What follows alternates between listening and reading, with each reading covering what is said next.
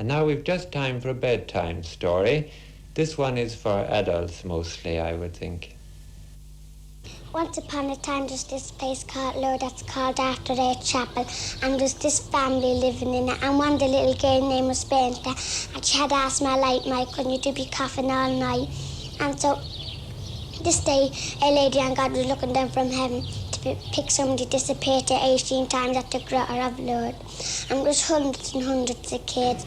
And so she picked Bernadette out of every one of them, and she disappeared 18 times at the Grotto of Lourdes. And she told her loads of messages. And one of the messages was to do penance. And she said penance, penance, penance 3 times. And so the next message was to find the Lourdes water that cures people when they're sick. And so the next message was to go to the priest and tell him to build a chapel. So she didn't wait the next day. She went to the priest and she knocked at the door and she said, Father, the lady wanted a chapel. And he thought she was telling a lie about a holy thing because he was nearly going to throw her out because of sin. And so this day all the people were saying, ask her what's her name, ask her what's her name.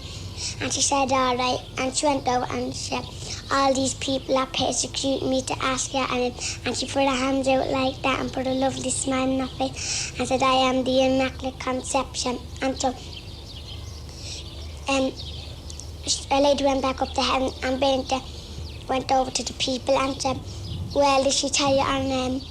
Yes, she told me she was the Immaculate Conception.